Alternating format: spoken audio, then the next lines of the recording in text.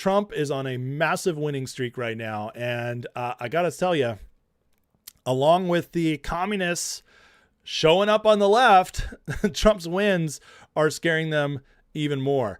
Kobisi letter reports that today U.S. oil prices have crashed below $70 a barrel for the first time since March 1st. Yes, oil is now down to $69.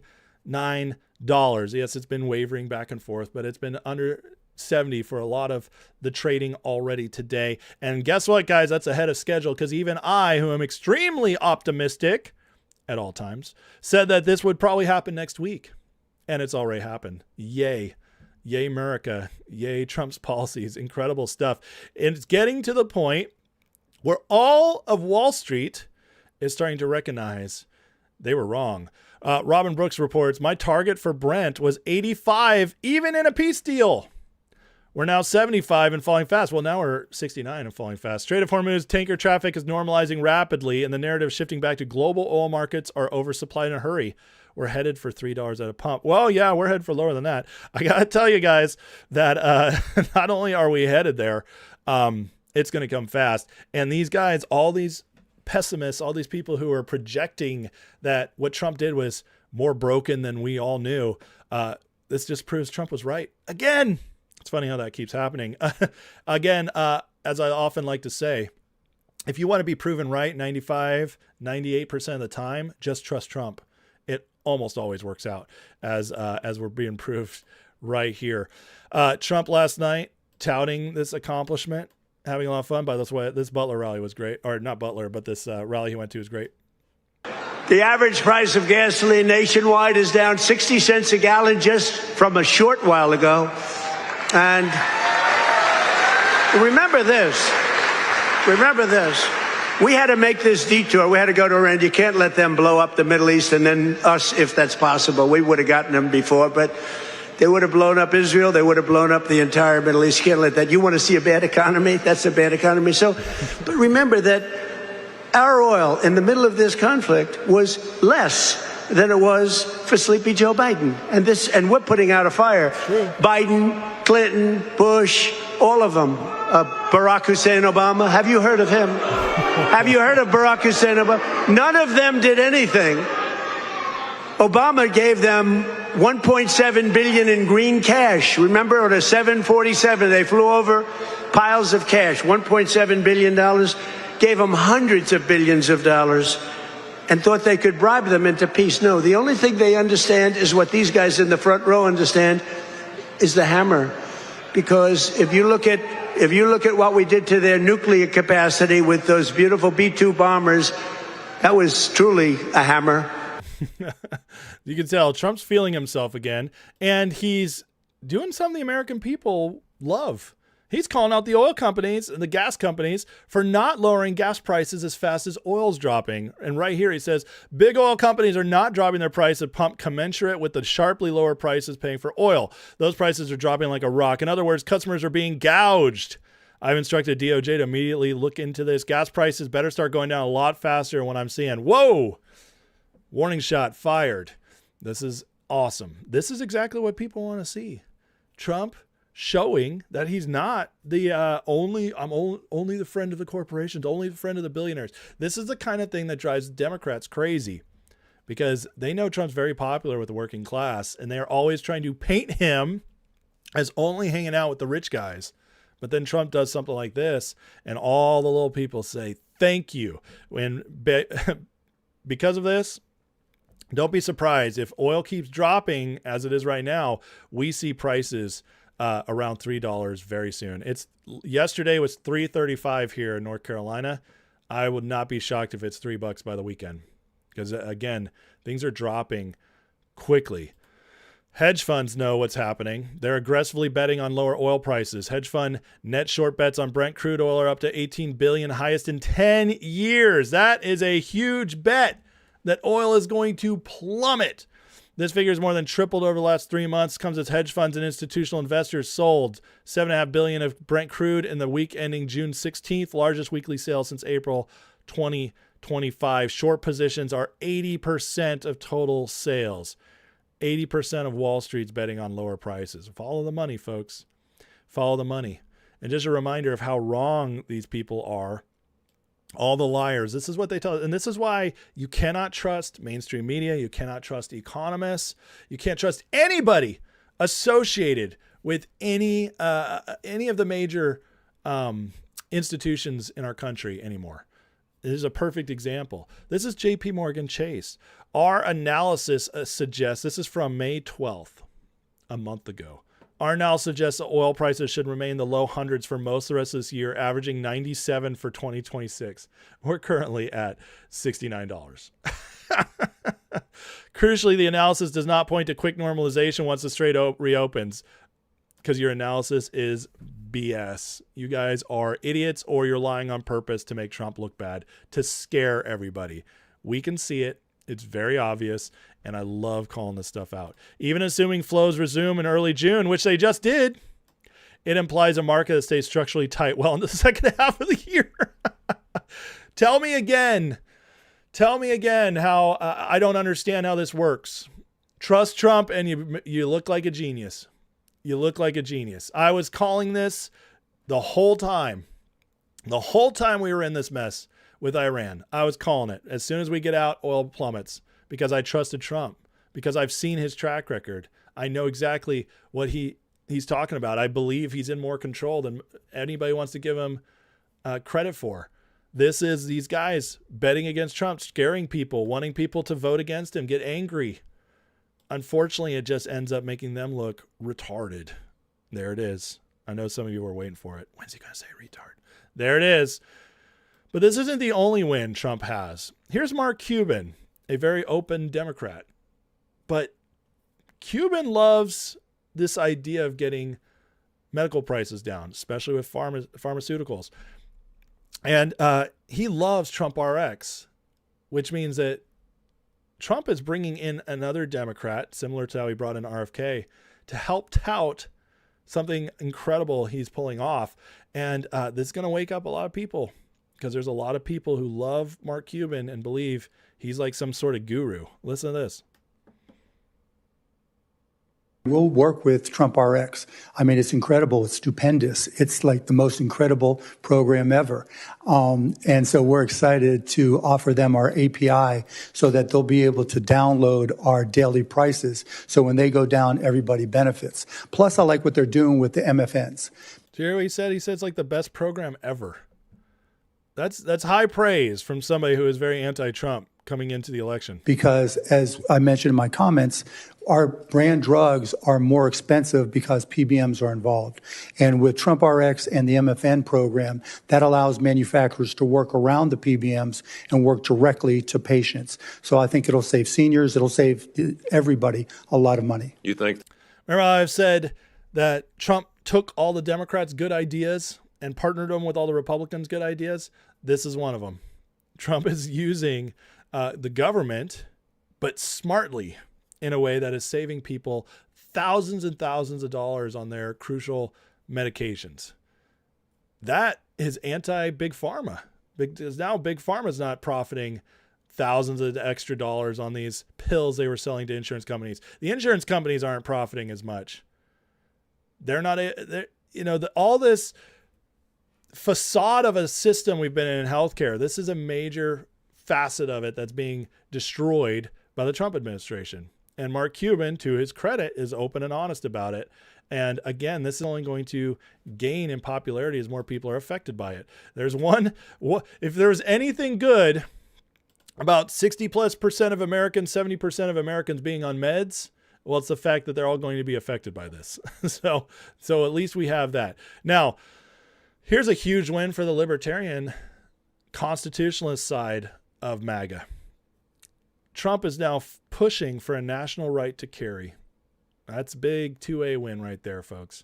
Massive. And this is the kind of thing that adheres people to Trump, makes them love him. Man, this is, you get the bubbas. Oh yeah, Trump wants this. I love it. I love it. More of this, Trump. Keep doing this. This is the kind of thing that wins elections. And by the way, he rarely announces stuff like this unless when he doesn't have a plan to start getting it through.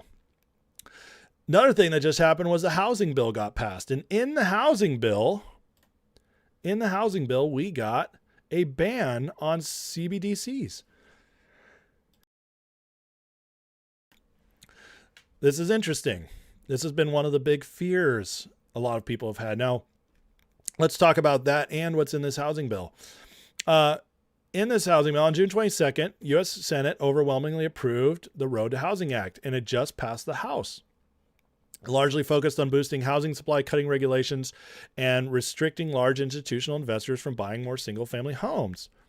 Tucked inside was a notable provision, a statutory ban preventing Federal Reserve from issuing a CBDC, but only through 2030. Here's the good. In 25 January, Trump signed executive order explicitly prohibiting federal agencies from establishing, issuing, or promoting CBDC. Fed Chair Kevin Warsh publicly described U.S. CBDC as bad policy choice. He doesn't like it. Fed has maintained it won't pursue one without clear authorization from Congress and executive branch. They don't have this because many lawmakers, especially Republicans, view government-issued digital currency as a tool for surveillance and control over citizens' financial transactions. Despite how useless GOP van feels, we have people fighting for a permanent ban. Paulina Luna, Mike Lee, Ted Cruz. Ban explicitly protects private, open, permissionless stable coins, which many in the crypto community see as a positive distinction from government-controlled digital dollar, which is a big deal. Here's the bad, but it's just ugly politics. While the ban represents a significant policy win against CBDCs, it's not permanent. House Republicans and hardline conservatives push for a permanent ban. To secure broader bipartisan support for the overall reforms, negotiators settled on a 4-year moratorium. Temporary nature allowed the legislation to move forward with strong majorities. In short, 4-year limit was the price of getting a housing package across the finish line. After 2030, Congress could revisit the issue. By the way, in 2030, based on demographics, we should have a much more MAGA government. Much more red, much more MAGA. 2030 is the new census, which will apportion a lot of people to red states. 2028, I believe, is going to be a big landslide for Team MAGA, unless something disastrous happens. But the trend we're headed on will be very difficult for the Democrats to win in 28, and even more difficult in 2030 and beyond. So that's when we could get a permanent ban. Much like Trump's tax cuts, which were only 8 years, then we're going to phase out, and then because Trump and the Republicans were back in, we now have them permanent and even lower. Bottom line, in the housing bill, there's some great wins.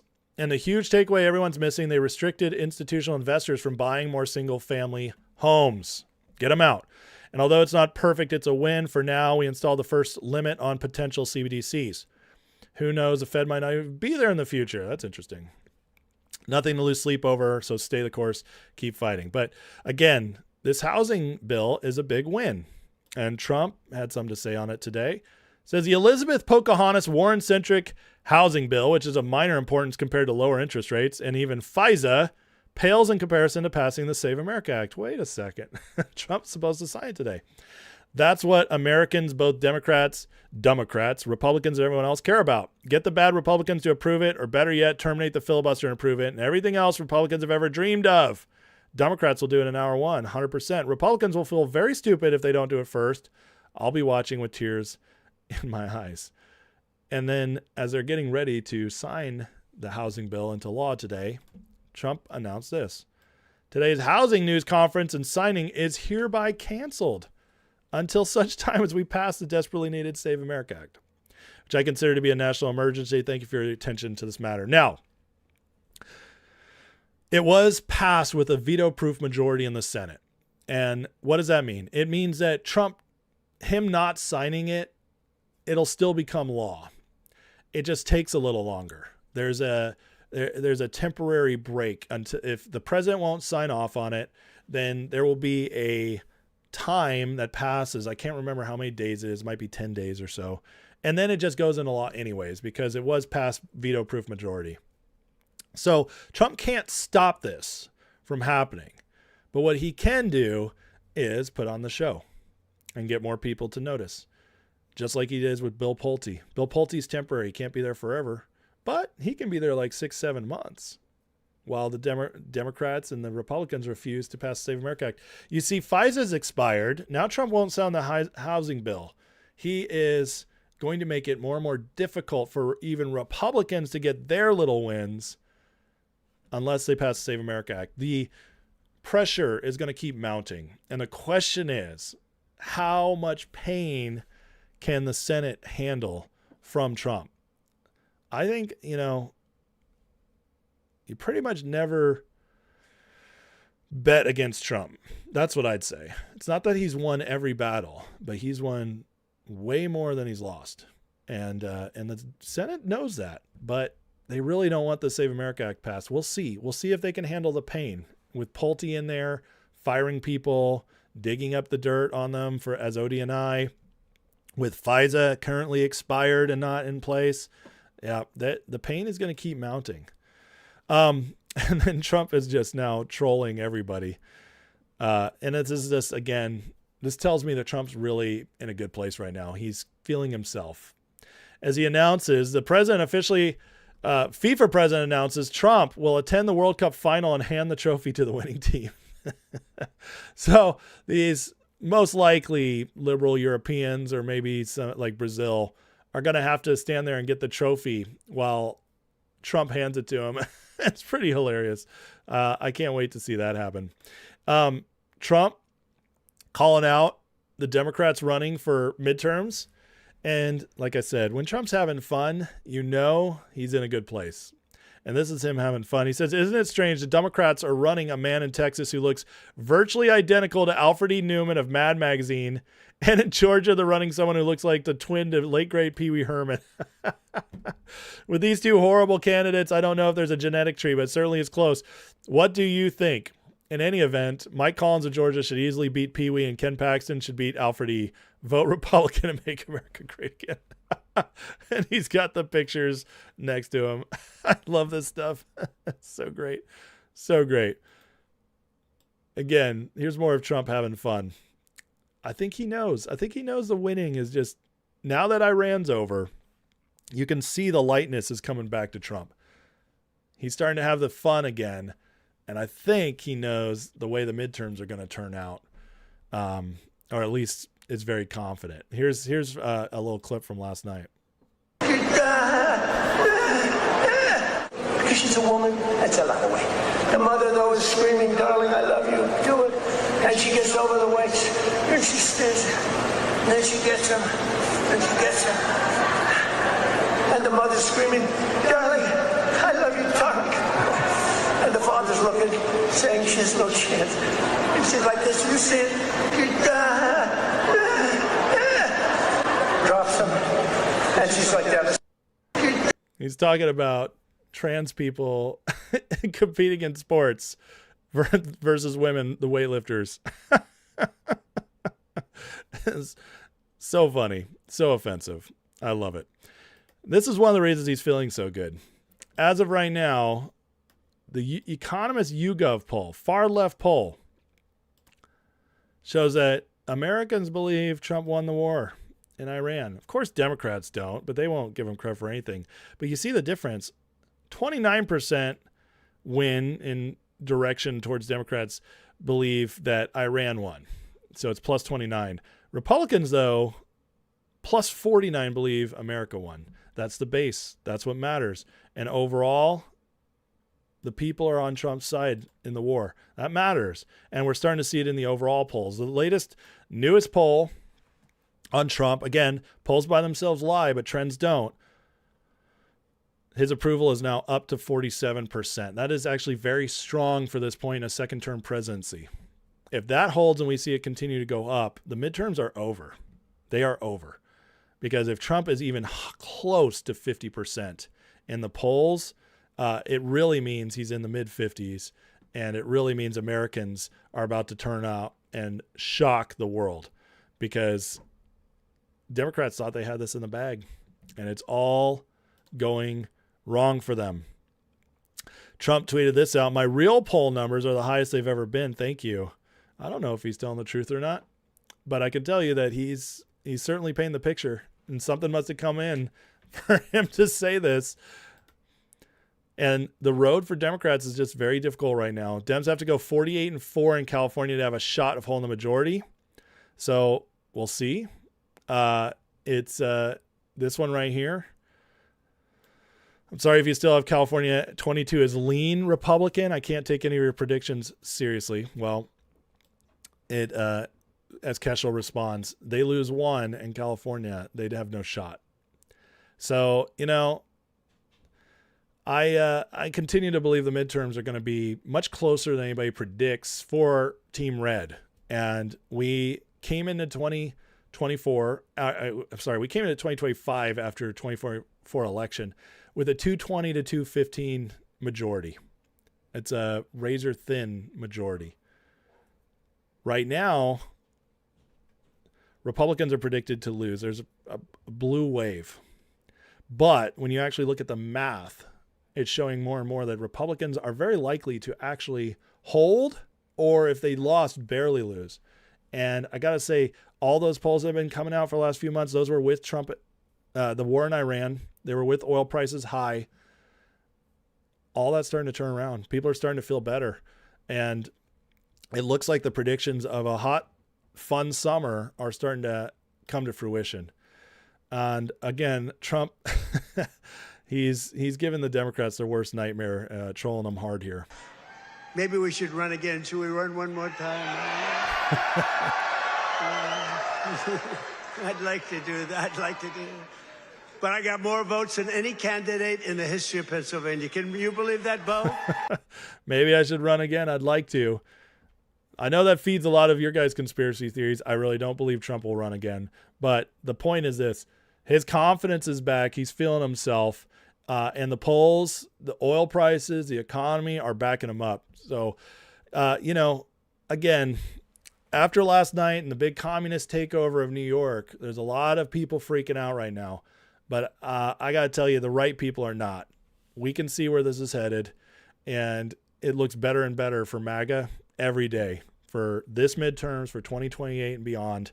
And I'm telling you, we hold this midterms, we hold 2028. It's again, we're looking at 12 to 20 years. This is a generational shift we're in the middle of right now. And all we got to do is show up and keep pushing forward, and we win. That's where we're headed, because this economy, guys, is shaping up to be one of the best, maybe of our lifetimes, once everything's caught up to the investments, the tax cuts, the deregulations. Once everything is in motion and humming, what Trump's building is long lasting. And this is why I think he is loving life right now after Iran.